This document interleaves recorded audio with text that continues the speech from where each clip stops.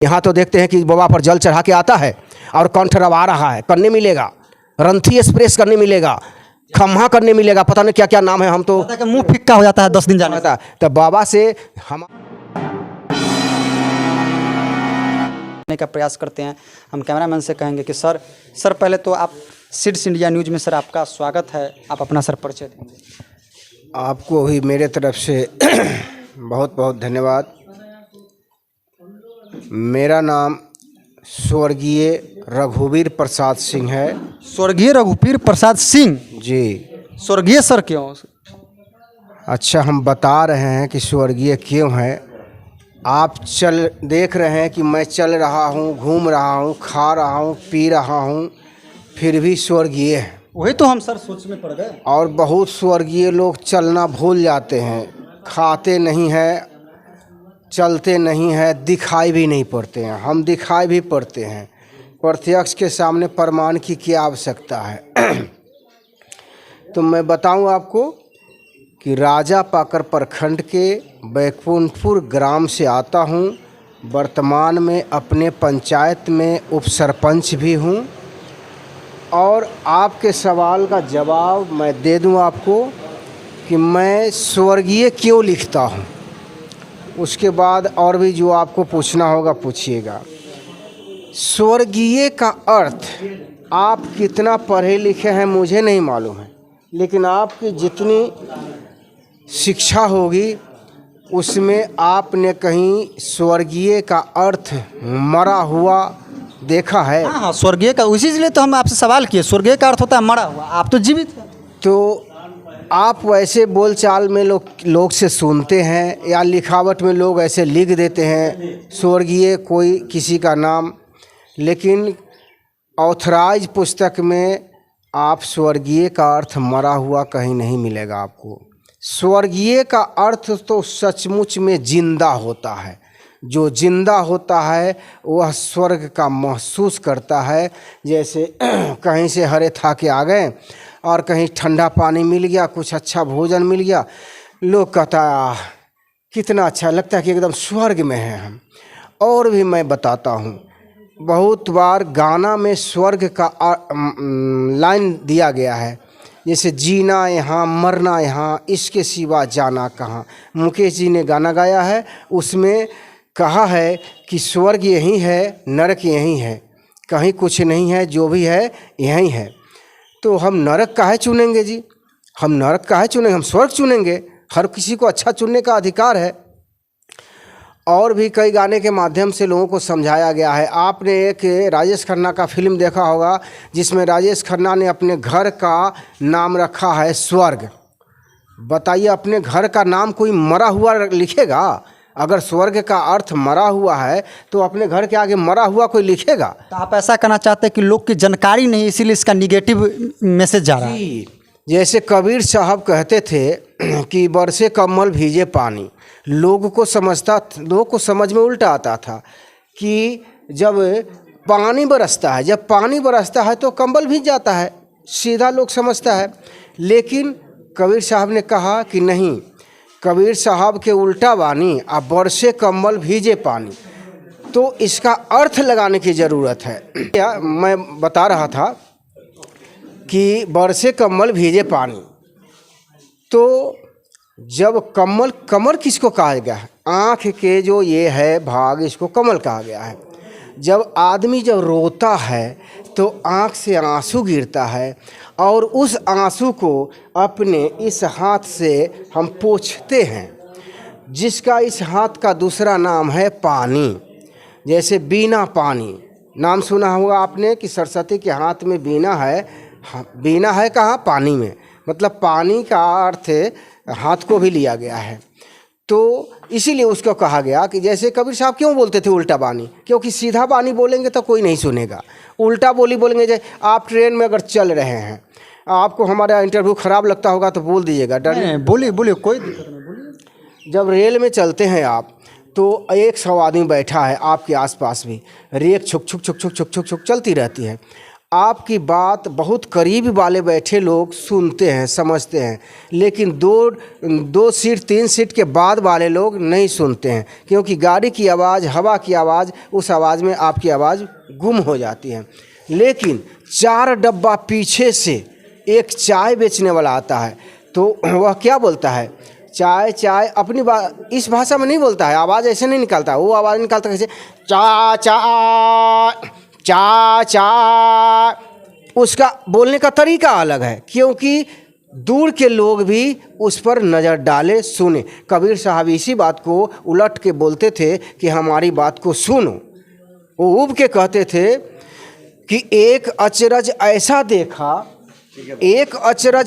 देखा मुर्दा रोटी खाए, एक अचरज ऐसा देखा मुर्दा रोटी खाए, और समझाने से समझे नहीं, मार लगे तो बाप बाप चिल्लाए।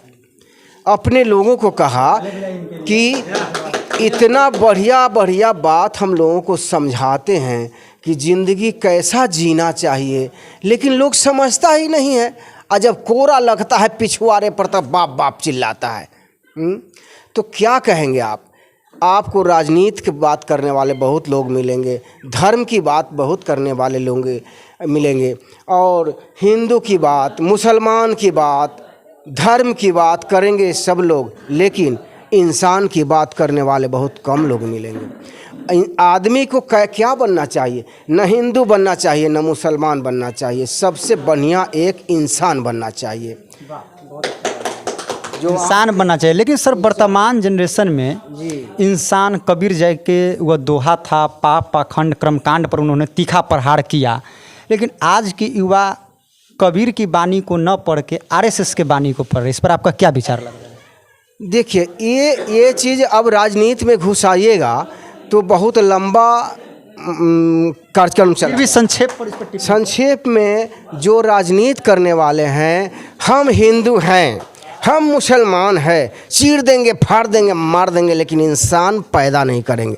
अरे बहुत पहले किसी ने कहा, एक गाना गा के कहा, आप सोचिएगा कि हर उदाहरण में मैं गाना का ही नाम क्यों लेता हूँ, क्योंकि गाना एक ऐसा चीज़ है जो हर किसी को सुनने में मज़ा आता है, चाहे वो किसी जाति का हो, किसी पार्टी का हो, किसी धर्म का हो।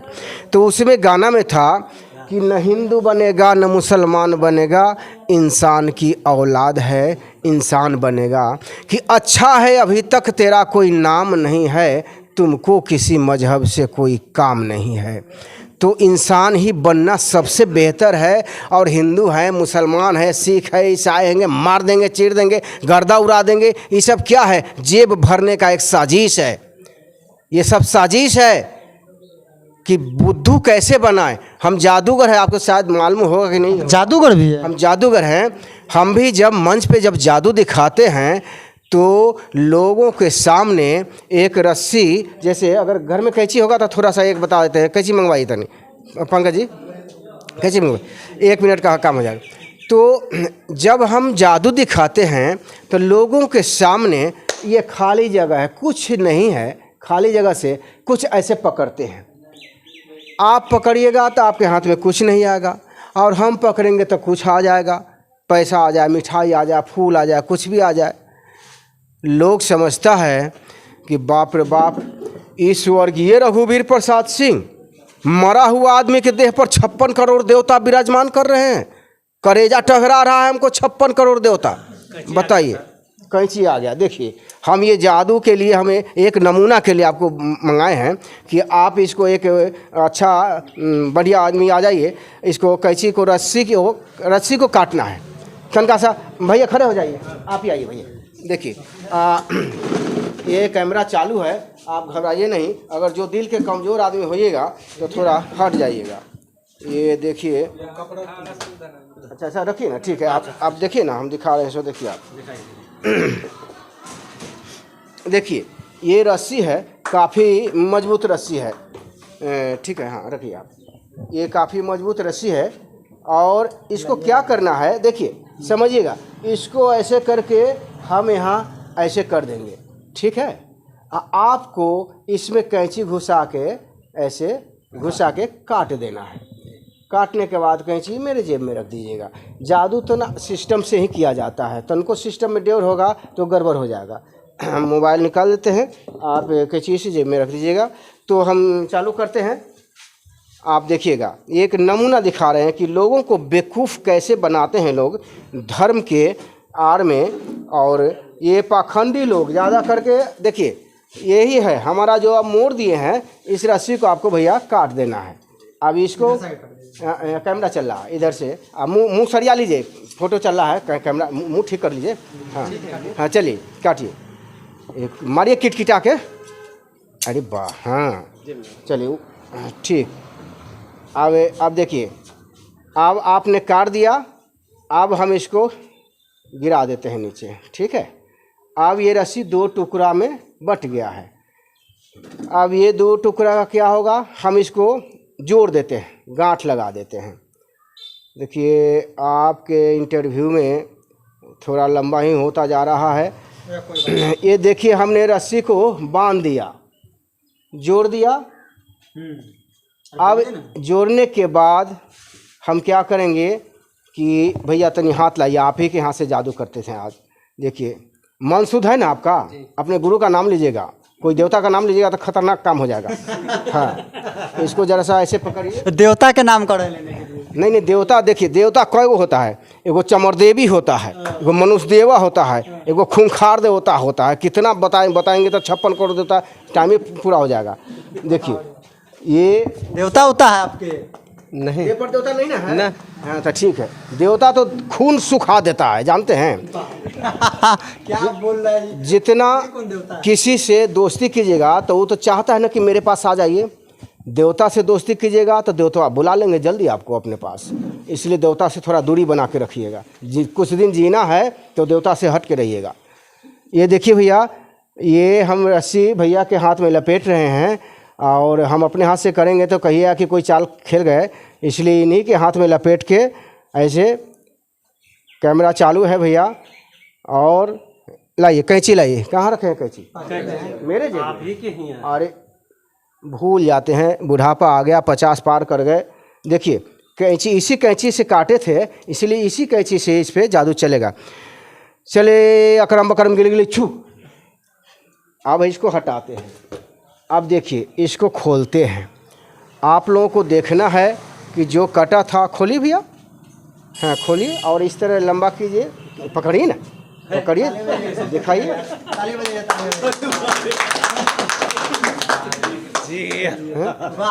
ये टैलेंट है ये। तो चलिए अब हम लोग थोड़ा सा बातचीत पर आते हैं। अब बातचीत पर आते हैं हम लोग। बैठिए बैठिए। हथियार को जरा सा पकड़ लीजिए, आप ले जाइए भैया। हाँ कैंची दे। कौन सा देवता का कमाल दिखाया? ये देवता बहुत खतरनाक है। सावन का समय है, कौन देवता आ गया आपको? ये एगो भूतनाथ देवता है जो केवल मेरे देह पर रहता है और किसी के देह पर नहीं जाता है। नहीं, किसी पर नहीं जाएगा। अरे लेने के लिए उतना खर्चा कीजिएगा। अब चलिए ठीक है, विषय पर आते हैं हम लोग कि जब हम प्रोग्राम में जादू दिखाते हैं तो वहाँ पे जादू कम दिखाते हैं और बात ज़्यादा बताते हैं लोगों को कि आप जादू देखने के बाद एक पेप्सी का बोतल मेरे हाथ में आता है और एक बार कहते हैं किसी सज्जन को कि फूंक दीजिए, वो फूंकते हैं, फूंकते ही बोतल गायब हो जाता है। फिर लोग सोचते हैं कि रघुवीर सिंह कहते हैं कि कोई देवता नहीं है मेरे देह पे, ज़रूर इनके पास कुछ है। क्या कहता है अपनी भाषा में, गांव देहात की भाषा में, इनका पास भैया, इनका पास जीनिस है, जीनिस। जीनिस? ये जीनिस की होता है? वो जीनिस ऐसे बोलने से ना थोड़ा वो लगता है कि वो जानगर बात बोल रहा है। हाँ, हे बीतनी करक देवता। जैसे एगो सुइया होता है घाव सुखाने वाला हल्का वाला, आ एगो पेनिडियोर होता है 12 लाख का, जो 3 दिन डायरेक्ट काम करता है, बाहें नहीं उठने देता 3 दिन तक। तो चलिए हम लोग आते हैं अपने मुद्दे पे कि जिस तरह जादू दिखाने के बाद लोग को लगता है कि नहीं रघुवीर सिंह के देह पर देवता है और हम देवता को बहुत दिन से खोज रहे हैं। बहुत लोग बोलबम जाते हैं, हमको भी पूछते हैं स्वर्गीय रघुवीर सिंह आपने कहीं नहीं गया बोलबम? हमने कहा ज़रूर जाएंगे, अब हमारी बारी आने वाली है, बाबा बुलाने वाले हैं, हम इंतज़ार करते हैं कि बाबा कब बुलाएंगे हमको। जो लोग जा रहे हैं उनको बुलाए होंगे शायद, लेकिन हम सोच रहे हैं कि जितना जल्दी बुलाइए। बाबा जब दुनिया को चलाने वाले आप ही है तो आपको सोचता नहीं है कि हमको शौक़ है वहाँ बोलबम जाने का, हमको बुलाते क्यों नहीं है?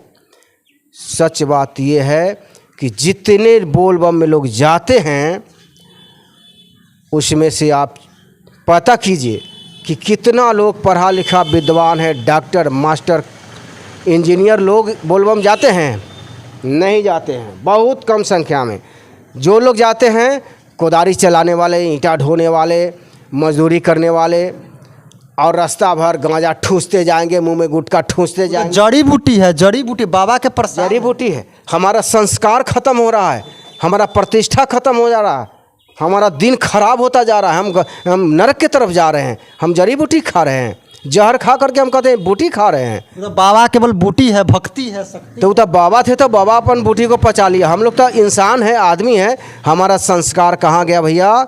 हम लोग हिंदू धर्म और ये मुसलमान धर्म में लड़ रहे हैं, हमारा संस्कार घर का सत्यानाश में मिल जा रहा है। आपको कभी लगता है कि देवता या किसी भी प्रकार के देवी देवता पाप पखंड के चीज़, कभी ईश्वर ने ये कहा होगा कि तुम नशीले पदार्थ का सेवन करो?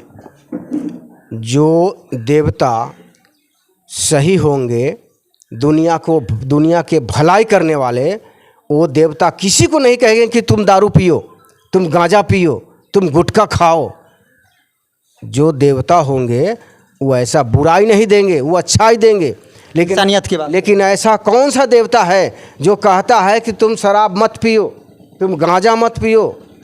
कौन सा देवता है? कोई बता दे, उस देवता से सबसे पहले हम दोस्ती करेंगे। यहाँ तो देखते हैं कि बाबा पर जल चढ़ा के आता है और कंठ रवा रहा है, करने मिलेगा, रंथी एक्सप्रेस करने मिलेगा, खम्हा करने मिलेगा, पता नहीं क्या क्या नाम है। हम तो मुंह फिक्का हो जाता है 10 दिन जाने से। तब बाबा से हमारा ये कहना है भैया कि जब बाबा के पास गए हैं तो अच्छा ज्ञान लेके आइए, अच्छा शिक्षा लेके आइए कि हम घर में जाएं तो सबको खुश रखे, अच्छा काम करे। वहाँ से आता है कामर इधर फेंकते हैं और दौड़ते हैं बोतलबा, अरे हाय बच्चल भैया बोतल की ख़त्म हो गया। बताइए, जिस बुराई को आपको त्यागना चाहिए भगवान के घर से आने के बाद, तो उस बुराई को तो आप त्याग नहीं रहे हैं। फिर क्या मतलब है पूजा करने का, वैसा धर्म अपनाने का? ये सब झूठा, ये सारा जग झूठा। सच्चाई जैसे हमने जादू में दिखाया, आज अभी फिर एक बार कहते हैं कि जादू हाथों का सफाई है, जादू आँखों का धोखा है, और जादू विज्ञान का चमत्कार है।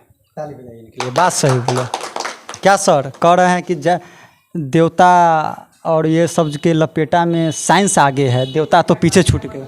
सही बात है, सही बात सही बात बोल रहे हैं जी, सही बात बोले हैं, सही बोल रहे हैं सर। हमारे जो भी व्यूअर्स है वो जानना चाहते हैं कि आपकी पढ़ाई लिखाई, ये भी सोचेंगे जो कितना तक पढ़े लिखे, जानकारी आपकी अपनी जो जानकारी के अनुसार जो भी आप बात बोले, आपकी शिक्षा सर कहाँ तक? हमारी शिक्षा इंटरमीडिएट में मैं पास किया। कितना ईस्वी में सर? ये 89 में, 1989 में। 89 में आप मैट्रिक किए हैं? नहीं, 87 में मैट्रिक किया था हमने। 87 मैट्रिक जी। तो 89 में, 90 में हमने इंटर पास किया। एक साल हमारा ये डिस्टर्ब हो गया, तो उसके बाद हाजीपुर आर्यन कॉलेज में हमने नाम लिखाया। लेकिन गरीब परिवार से थे हम लोगों को, तो विरासत में मिला है। भारत के किसान है ना, कहते हैं कि भारतीय किसान कर्ज में पैदा होता है, कर्ज में पलता है, और कर्ज अपनी बिरादरी के लिए छोड़कर मर जाता है। कुर्ता फटा फटी है धोती धरती के भगवान की। अरे कुर्ता फटा फटी है धोती धरती के भगवान की, आधा पेट अनूना भोजन मिले सुबह और शाम की। तो आप जितने भी सीड्स इंडिया न्यूज़ के व्यूअर्स हैं, ये सर का विचार आपको कैसा लगा? इन्होंने मनुवाद, पाखंड, कर्मकांड और उसको विज्ञान के सामने सबको फेल बताया, और उन्होंने आपके सामने एक छोटा सा जादू करके भी दिखाया। और उन्होंने देवी देवता का जिक्र इसलिए किया गया क्योंकि आज के युवा जो पीढ़ी है वो देवी देवता या खासकर हमारे समाज की जो महिलाएं हैं उनमें ज़्यादा यह चीज़ देखने को मिलता है। तो आप जितने भी व्यूअर्स हैं इसको शेयर करेंगे ताकि गांव के जो भी पढ़े लिखे नहीं है कम से कम इस वीडियो के माध्यम से जागरूक होंगे। और आपको ये भी बता देते हैं कि भारत के इतिहास का डाटा है कि साधु संत के नाम पर हर वर्ष हजारों बच्चियों के साथ, महिलाओं के साथ रेप की घटनाएं होती है।